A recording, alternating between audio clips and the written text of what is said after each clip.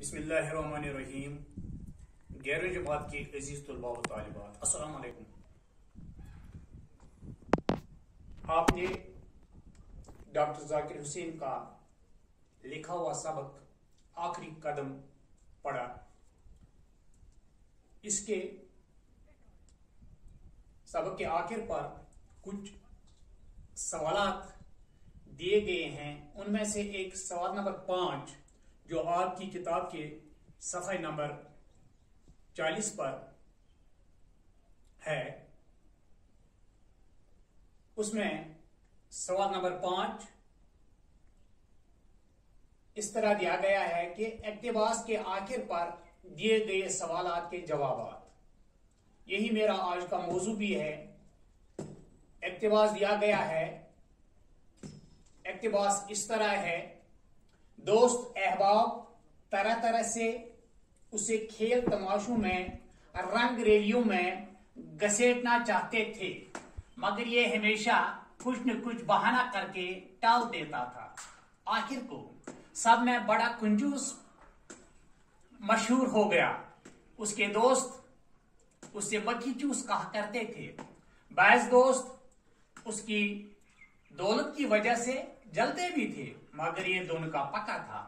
बराबर छुप छुप कर चुप चुपाते अपनी दौलत से किसी न किसी मुस्तहिक की मदद करता रहता था। हाँ, ये इक़्तिबास दिया गया है। इसके आखिर पर अब कुछ सवाल दिए गए हैं। सवाल नंबर 1 है, मायने लिखिए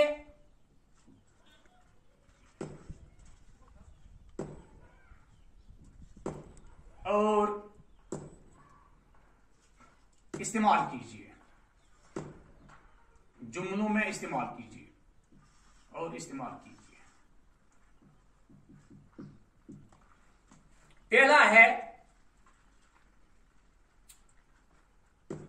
टाल देना। अल्फाज माने और इस्तेमाल। टाल देना, ये ऊपर है, आपने ये भी पढ़ा। ये टाल देना,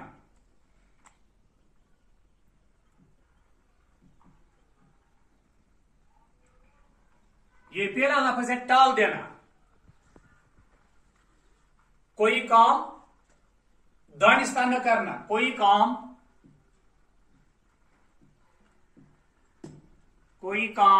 यथ वन जनित मनित न कर, कोई काम दानिस्ता न करना।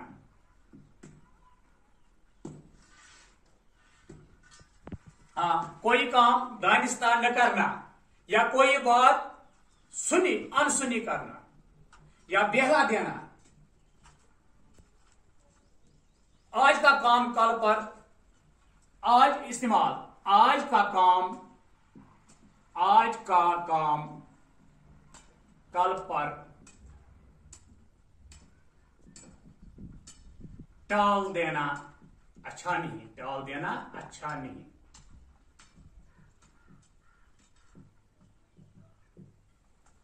ये पहला लफ्ज है। दूसरा लफ्ज है रंग रेलियां।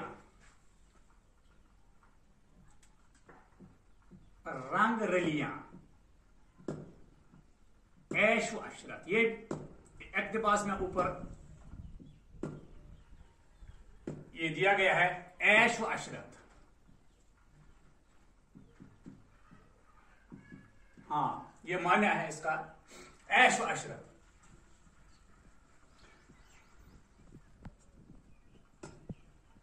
इस्तेमाल इसका बेवकूफ,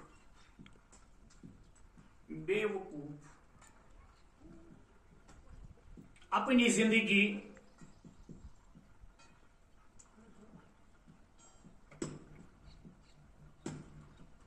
रंग रैलियों में गुजारते हैं।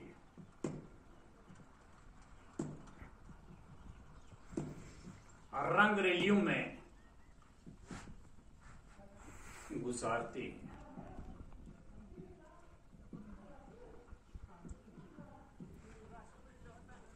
तीसरा लफ्ज है दुन का पका। दुन का पका,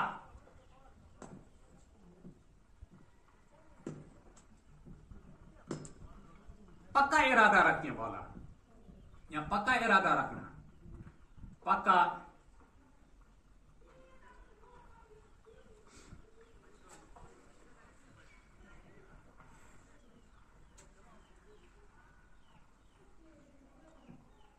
पक्का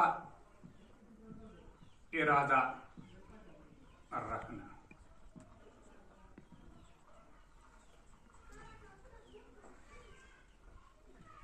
जो इस्तेमाल इसका, ये माना इसका, जो दुन का पक्का होगा, जो दुन का पक्का होगा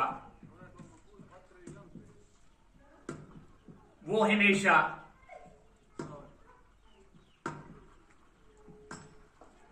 कामयाब रहेगा।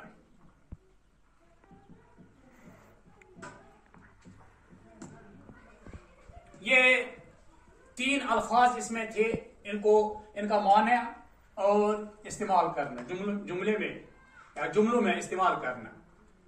इस तरह से आपको ये पहला इसका पार्ट आपको समझ में आ गया।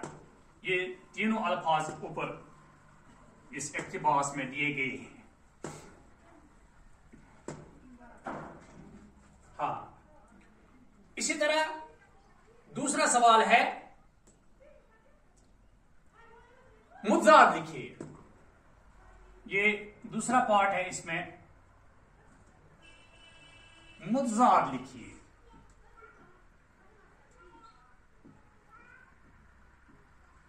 मुद्दात लिखिए। अल्फाज मुतजाद। ऊपर लफ्ज है कंजूस।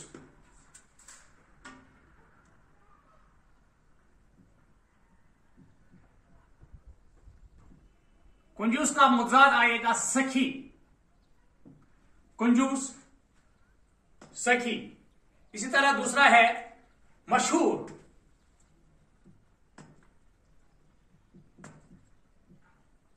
गुमनाम। कोई मशहूर होता है, कोई गुमनाम, जिसको कोई जानता ही ना हो। दोस्त, ये लफ्ज भी ऊपर दिया गया है। दुश्मन, इसी तरह दिया दूसरा है छुप छुप कर। छुप छुप कर। खुलेआम, कोई खुलेआम करता है, कोई छुप छुप कर करता है। इसका मुजाद है खुलेआम। इसी तरह दूसरा लफ्ज है मुस्तहिक।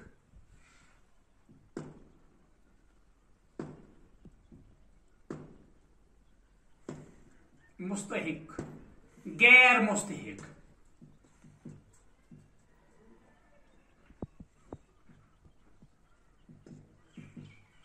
हाँ, ये मुतजाद अल्फाज थे। आपने कंजूस का सखी, मशहूर का गुमनाम, दोस्त, दुश्मन, छुप छुप कर, खुलेआम, मुस्तहिक, गैर मुस्तहिक। अब ये भी आपकी समझ में आ गया। अब तीसरा एक सवाल है इसमें,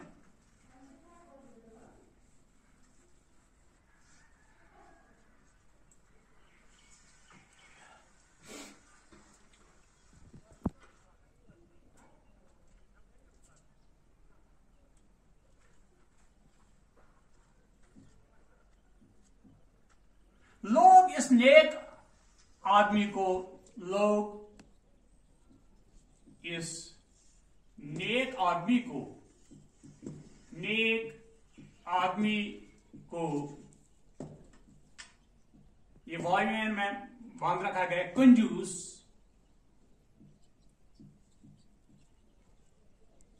मक्खी जूस।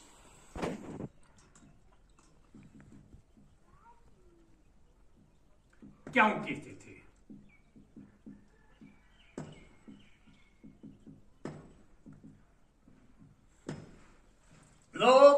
इस नेक आदमी को कंजूस मक्खी चूस क्यों कहते थे। ये आपको समझ में भी आया होगा क्योंकि आपने ये आखिरी कदम पढ़ा। वो एक दौलतमंद आदमी था मगर वो सादा जिंदगी गुजारता था, ये इसका जवाब है। वो एक दौलतमंद आदमी था लेकिन वो जिंदगी सादा बसर करता था।